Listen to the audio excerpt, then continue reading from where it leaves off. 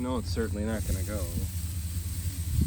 My problem is I'm looking at this going, maybe we shouldn't just wrap this stuff regardless.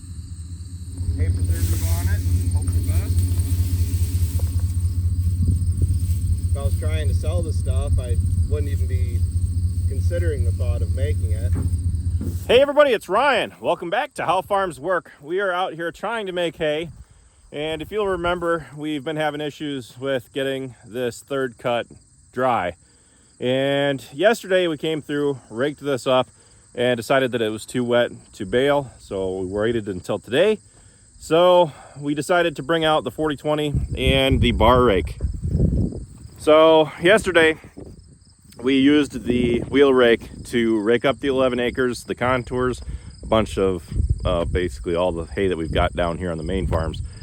And the big area where you can get into trouble with a wheel rake is that when you rake the hay, it rakes it into ropes, which is kind of what we have here. The hay has settled down, so you can't see it as well. But as it brings in the hay, it twists it in. And what you'll get are little rows within the windrows where it likes to seal up, and you can't as effectively get the hay to dry.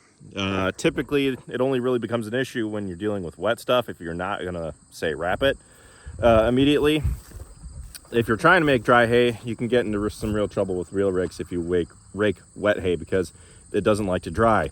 So what we're doing today is we brought the bar rake out and we're flipping the hay over, because I feel like once we flip it, it should be dry enough to where we could bale it this afternoon. We're gonna try and see how it goes.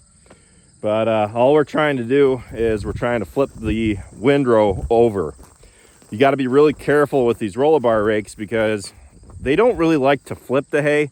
It depends on the speed that you're going and where you're hitting it at in the windrow, but it either likes to just kind of nudge the hay and the hay will fall back over, or it'll throw the hay completely over end and it'll land without flipping where the sun can hit the underside, and you didn't really gain any ground. So there's a sweet spot that you got to hit, which involves running over the hay to an extent. As you can see, I'm right there with the 40-20, but that's getting us to where the windrow is being pushed over and it kind of kinks here. And when it kinks, it pushes the stuff underneath over and puts it on top. It's really difficult to try to get it to flip over just once, typically because the center of mass in the windrow is on the bottom. So when you go to try to flip it, that center of mass likes to land on the bottom. But if you hit it just right, going the right speed, you don't want to go too fast. Otherwise, you don't do an effective job. You will move the hay, but you don't flip it over. I feel like with these roller bar rakes, if you were to go fast enough, you could probably launch this windrow over into that one. But I've never gone that fast yet. So we're going to start the 40-20 back up and keep raking this. We're going to hit this field and the contours. Travis is down at his place raking, actually just baling. He's not raking that stuff because it's pure grass and it is drier. Whereas this alfalfa, it's wet. So you can see that it's pretty much all bleached out on top, but you start pulling it out from underneath. And even from where we checked it earlier, there's a wet spot right there. I can feel it with my hand. I can tell that it's drying from when we were out here earlier, but it's not gonna get all those wet spots out, just leaving it as is and waiting for the sun to do the job. So we're gonna flip it one more time, come out here with the 82 and bale it.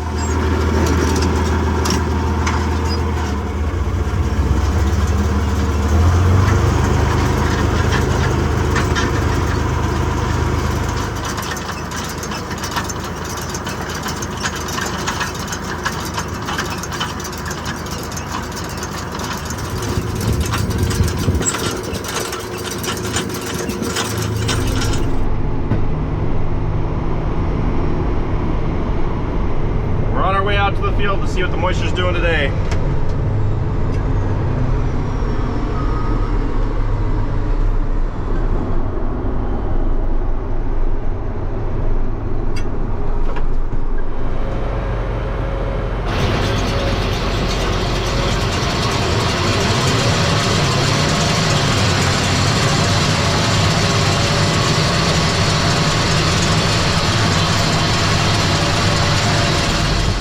number 2, and I can tell you that just looking at these, they're a lot drier than the ones we had yesterday.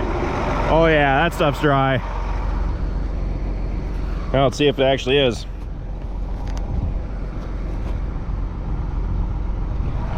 %. Oh yeah, that's a lot better. 14.5. The only thing that really gets you when you have to rake with a real wheel rake, and then again with the roller bar rake, is that every time you handle the hay, you're losing leaves. And the more the leaves that you lose, the less hay quality that you're getting, because all the nutrients that you want are in the leaves and not the sticks. So just looking at this stuff, I mean, I can tell just by looking at it, there's definitely a lot more sticks in it than leaves, as you would have just handling the stuff once when you go to rake it. But I don't know, I'd rather have it dry, I guess.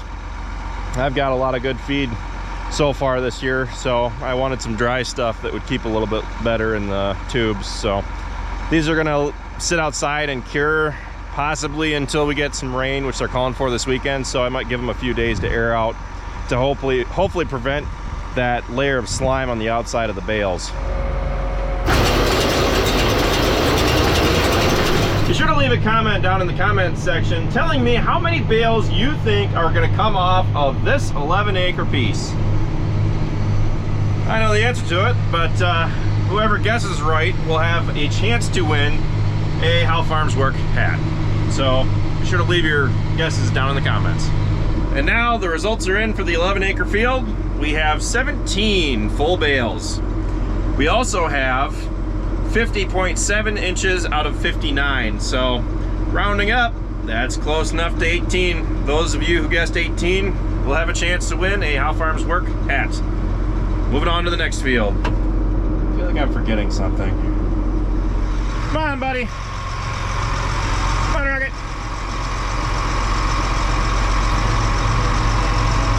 Come on, dude. I got you.